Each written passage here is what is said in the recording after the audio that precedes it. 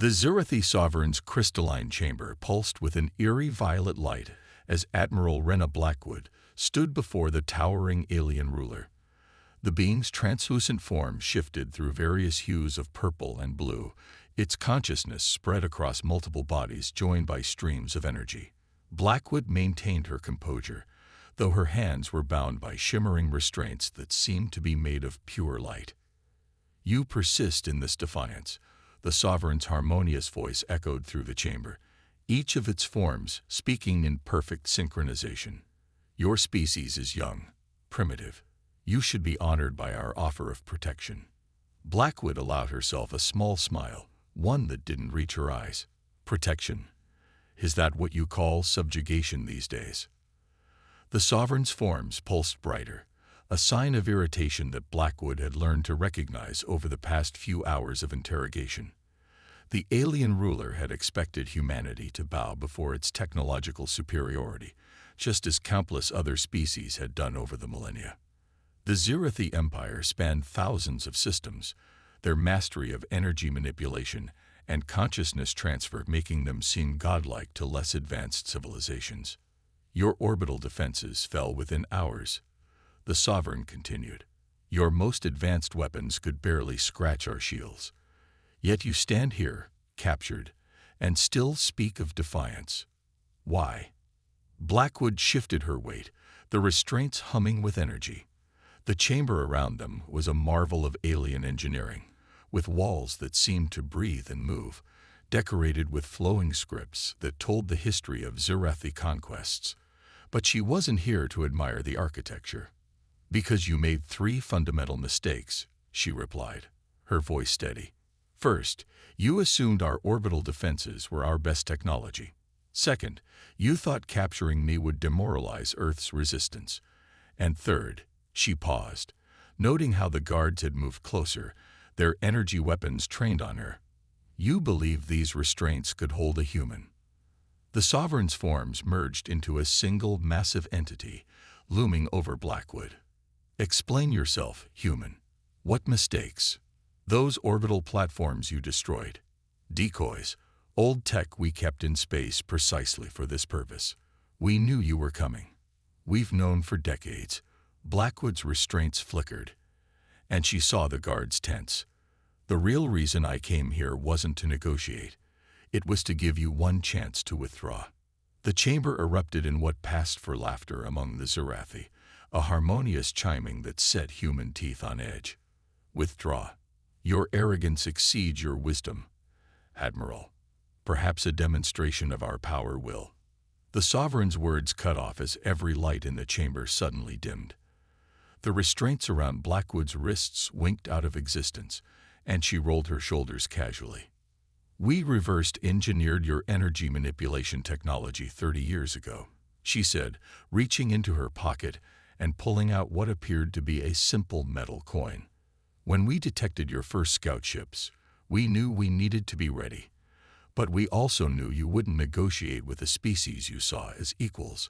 So we hid, we waited, and we prepared."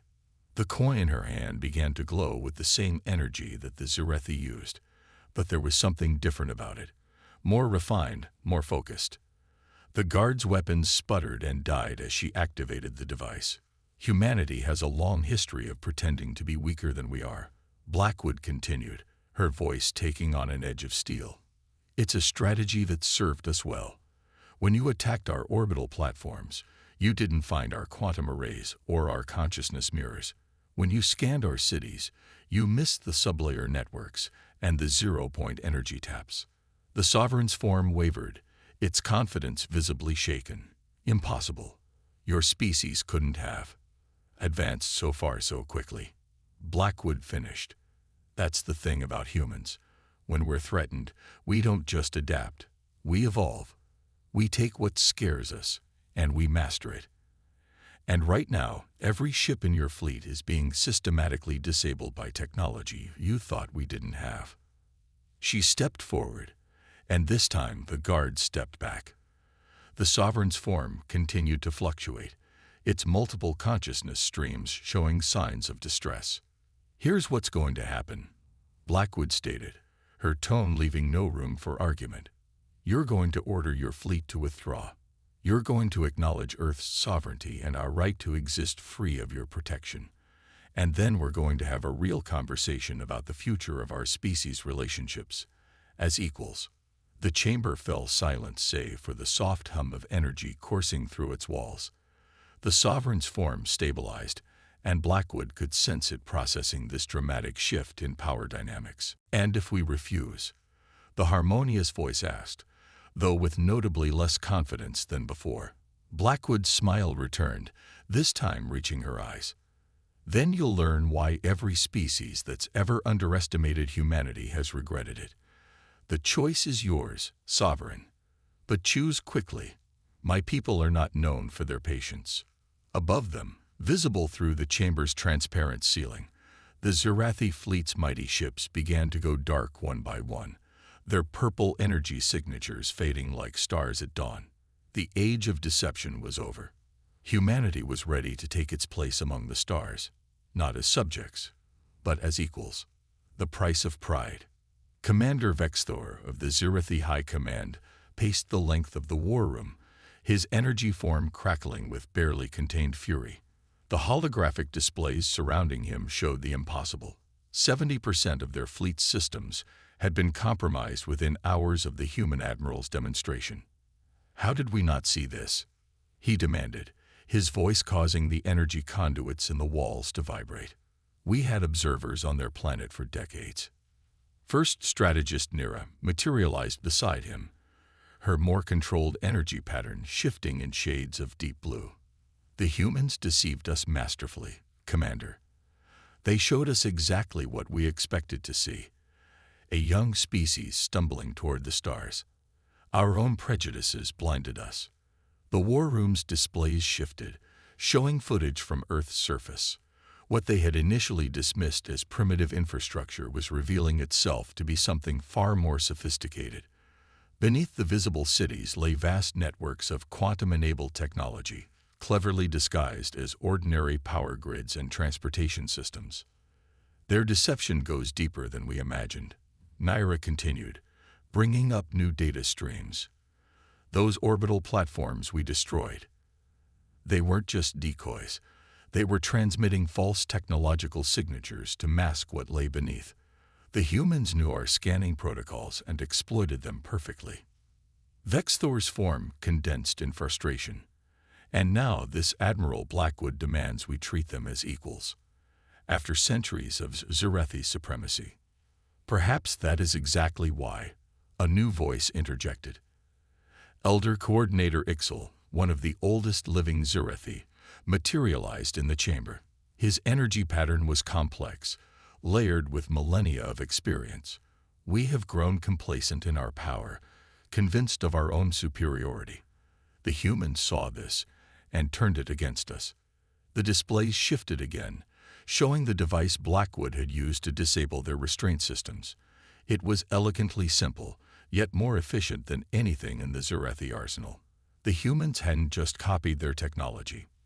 They'd improved upon it. "Our options are limited," Naira stated, bringing up strategic projections. "We could marshal our remaining fleet, attempt to overwhelm them with sheer numbers, and risk losing everything." Ixal interrupted. "Look at these readings.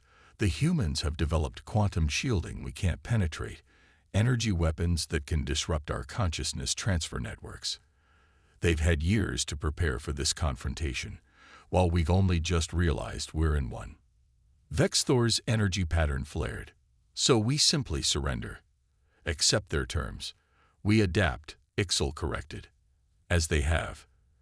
The humans studied us, learned our weaknesses, and prepared accordingly. Now we must do the same. Not to defeat them. That opportunity has passed, but to understand them." The chamber fell silent as surveillance footage played across the displays. Humans going about their daily lives, building their cities, raising their young. But now the Zirathi saw what they had missed before, the subtle signs of advanced technology integrated so seamlessly into their society that it appeared primitive at first glance.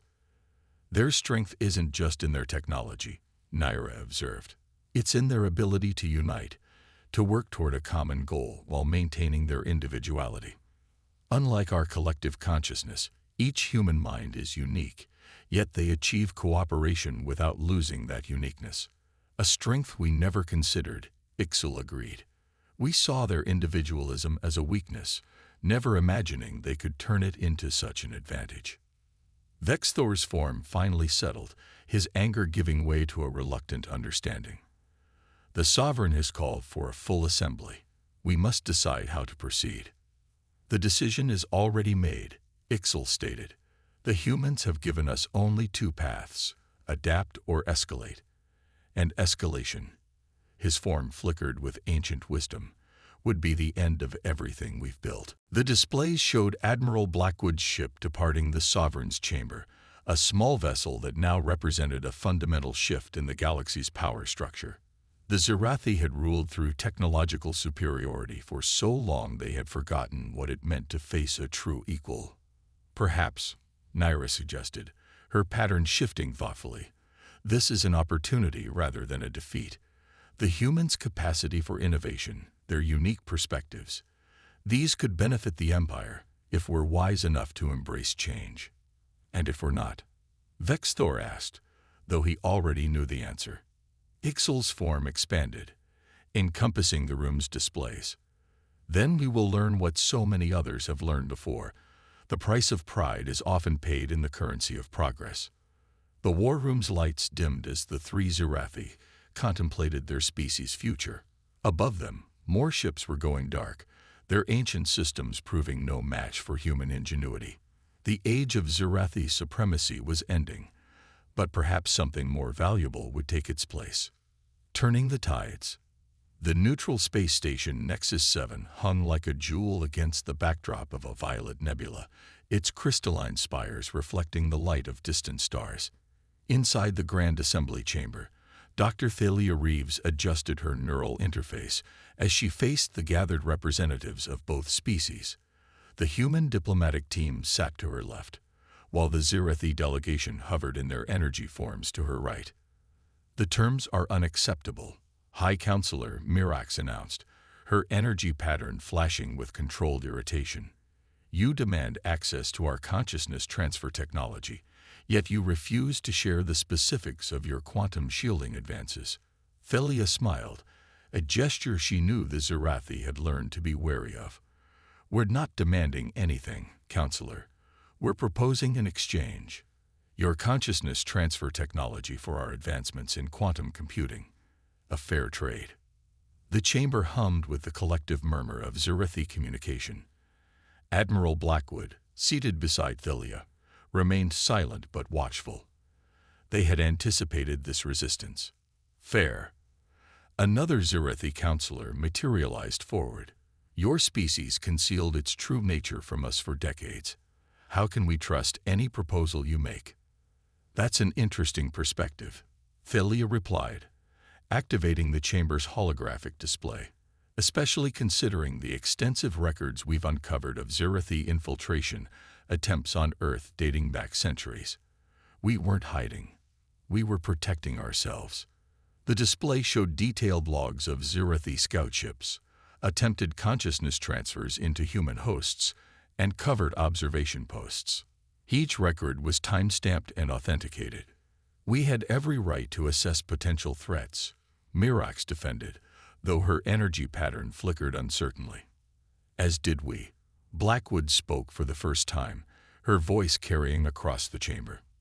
The difference is, we learned from what we found. You saw what you expected to see. Thalia nodded to her technical team, and the holographic display shifted to show a new series of projections. These are the potential advancements we could achieve together.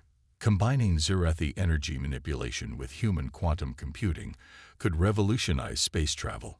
Our individual consciousness patterns could enhance your collective intelligence networks. The Zirathi delegation rippled with interest despite their attempts to maintain a neutral stance. Thalia had spent years studying their energy patterns. She could read their reactions like a book. And what guarantee do we have that these projections are accurate? Mirax challenged. Thalia stood, walking to the center of the chamber. She pulled out what appeared to be a small crystal, similar to those the Zirathi used for consciousness storage, but with subtle modifications. "This is a prototype," she explained. "A hybrid of our technologies, created in secret over the past year. It can store both individual and collective consciousness patterns simultaneously, allowing for a level of mental integration previously thought impossible." The crystal began to glow, and the Zirathi delegates moved closer, their energy patterns showing unmistakable fascination. "Impossible," one whispered. "The energy requirements alone are managed through quantum field manipulation," Thalia completed. "Something neither of our species could achieve alone, but together." She let the implication hang in the air. Admiral Blackwood stood as well, addressing the chamber. "We don't want your submission or your territory. We want collaboration.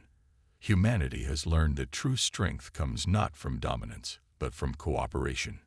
We've hidden long enough. Now it's time to build something new." The chamber fell silent as the Zirathi processed this. Their energy patterns swirled in complex patterns, communicating in ways humans were only beginning to understand. Finally, Mirax's form stabilized. "You propose a fundamental change to the order of the galaxy. The Zirathi Empire has stood for millennia, and it can stand for millennia more," Thalia interjected, "but as part of something greater. The question isn't whether change is coming. It's whether you'll help shape it or be shaped by it." She held up the crystal again, its glow pulsing in sync with both human and Zirathi energy signatures. "This is just the beginning. Imagine what we could create together if we put aside our fears and embraced our potential." The Zirathi delegation withdrew to confer, their energy forms merging into a collective consciousness. Thalia turned to Blackwood, their eyes meeting in silent understanding. They had shown the path forward. Now they had to hope the Zirathi would take it. Breaking chains. The research facility beneath Europa's ice gleamed with a combination of human and Zirathi technology. Dr. Thalia Reeves stood before the quantum integration chamber, watching as streams of consciousness energy danced through crystalline matrices. Behind her, Admiral Blackwood and High Counselor Mirax observed the proceedings with careful attention. "The integration is holding," Thalia announced, her fingers dancing across holographic controls.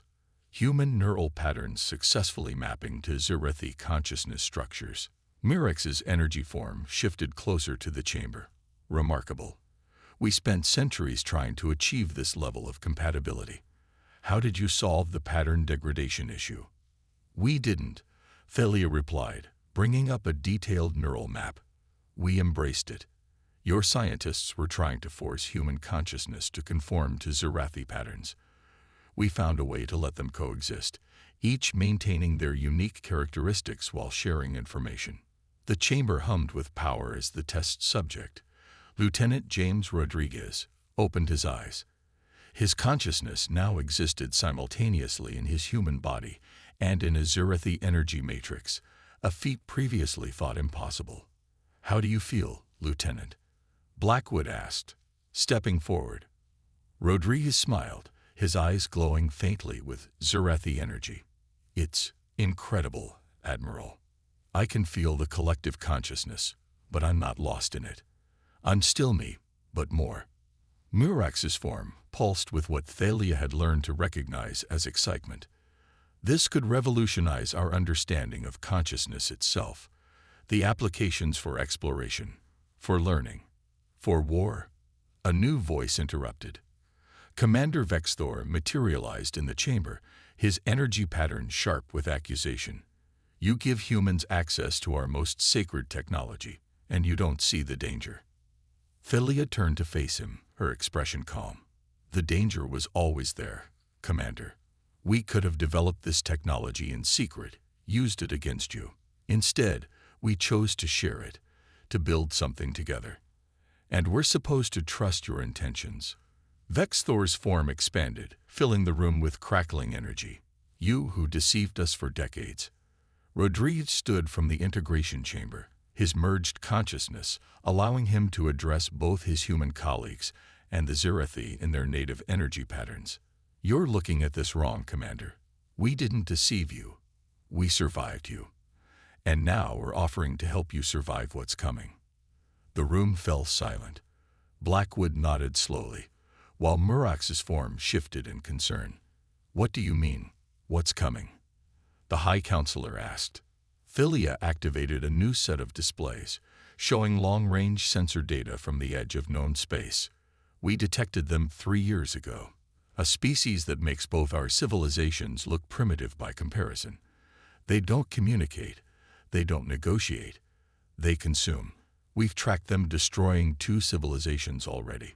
The displays showed massive structures, unlike anything either humans or Zirathi had encountered, methodically breaking down entire planets for resources. This is why you pushed for cooperation. Vexthor realized, his anger giving way to understanding. Why you revealed yourselves now. We need each other, Philia confirmed. Human adaptability, Zirathi energy manipulation, our combined consciousness technology. It might be enough to face what's coming. Alone, neither of our species stands a chance. Rodriguez's merged consciousness allowed him to project his thoughts directly into the Zirathi collective. He shared images of Earth's history, of humans facing overwhelming odds and surviving through cooperation and innovation. The Zirathi experienced firsthand the creativity and determination that had allowed humanity to advance so rapidly. Your empire's greatest strength was always its ability to absorb and integrate new species, Blackwood added. But you did it through force, through submission. We're offering you a chance to do it through partnership instead. Mirax turned to Vexthor, their energy patterns interweaving in silent communication. Finally, the commander's form settled into a more neutral state. Show me everything you know about these invaders, he said. If we're to face them together, we need to understand what we're up against. Philia smiled, activating the full sensor logs. The quantum integration chamber hummed with renewed purpose as human and Zirathi consciousness merged, sharing knowledge and experience at unprecedented speeds. The chains of mutual distrust were finally breaking, replaced by something stronger, shared purpose. A new dawn. The combined fleet of human and Zirathi ships hung in formation at the edge of the Arcturus system. From the bridge of the flagship Prometheus, Admiral Blackwood watched as the massive harvester ships of the entity they now called the Devourers approached. Beside her, Commander Vexthor's energy form pulsed with anticipation. They're right on schedule, Philia announced from her station, where streams of merged consciousness data flowed through the ship's quantum cores. The hybrid shields are holding at full strength. The Devourers' ships dwarfed even the largest vessels in the combined fleet. Their biomechanical forms twisted in impossible geometries, defying conventional physics as they began their approach. But this time, they weren't facing divided civilizations. All ships. Execute Protocol Omega, Blackwood commanded. Across the fleet, hundreds of human officers entered quantum integration chambers, their consciousness merging with Zirathi energy patterns. The result was something entirely new. A network of individual minds working in perfect harmony while maintaining their unique perspectives. Integration complete. Lieutenant Rodriguez reported, his merged consciousness allowing him to coordinate thousands of simultaneous operations. The Zirathi collective is synchronized with human neural patterns. We're ready. The first Devourer ship opened fire, its energy weapons capable of shearing planets in half. But the combined fleet's shields, born from the merger of human quantum technology and Zirathi energy manipulation, held firm. Now we show them something new, Vexthor declared, his energy form expanding to interface directly with the ship's systems. Launch the consciousness disruptors. Streams of modified Zirathi energy burst forth from the fleet, carrying within them human consciousness patterns that the Devourers' biomechanical systems had never encountered. The alien ships shuddered as the hybrid energy invaded their neural networks. Their shields are adapting, Philia warned, her hands flying over the controls. Just as we predicted. Lieutenant, Initiate the second phase. Rodriguez nodded, his merged consciousness allowing him to coordinate with every hybrid crew member simultaneously. The fleet moved in perfect synchronization, executing maneuvers that would have been impossible for either species alone. Quantum fields at maximum, he reported, ready to receive consciousness transfer. Blackwood turned to Vexthor. Are you sure about this, Commander? There's no going back. The Zurathi's energy form pulsed with determination. We evolved beyond physical forms eons ago, Admiral. Now it's time to evolve beyond our limitations. At his signal, thousands of Zurathi consciousness patterns flowed through the quantum network, merging with human minds in a way that transcended their previous boundaries. The combined consciousness spread through the fleet's systems, transforming each ship into a hybrid entity of human innovation and Zurathi energy. The Devorer's ships reeled under the assault, their biomechanical systems unable to comprehend or counter this new form of existence. Where they expected to find easy prey, they instead encountered something unprecedented.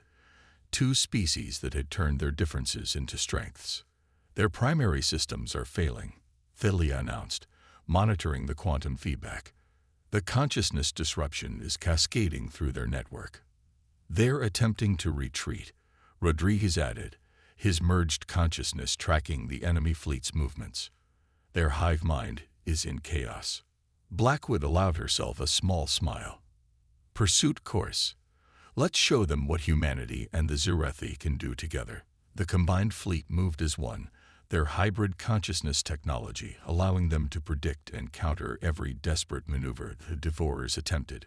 Ships that had terrorized countless civilizations now found themselves outmatched by the very cooperation they had inadvertently inspired. In the aftermath of the battle, as the last Devorer ships retreated into deep space, Blackwood stood in the quantum integration chamber with Thalia and Vexthor.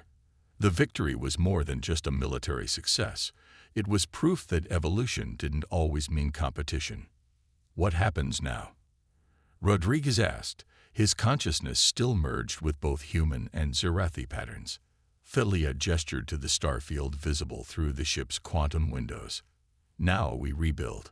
Not as separate species, not as ruler and ruled, but as something new, something better. The age of empires is over, Vexthor agreed, his energy form harmonizing with the ship's hybrid systems. The age of cooperation has begun. Blackwood watched as more ships arrived through quantum space, representatives from other species who had heard about the victory, seeking to learn about this new path forward. Humanity's greatest strength had never been in hiding their power, but in knowing when to share it. Ready to welcome some new partners? She asked, looking at her hybrid crew. The response came not in words or energy patterns, but in the shared consciousness of two species who had learned that the greatest victories come not from domination, but from understanding. Above them, the stars seemed brighter, beckoning them toward a future neither species could have achieved alone.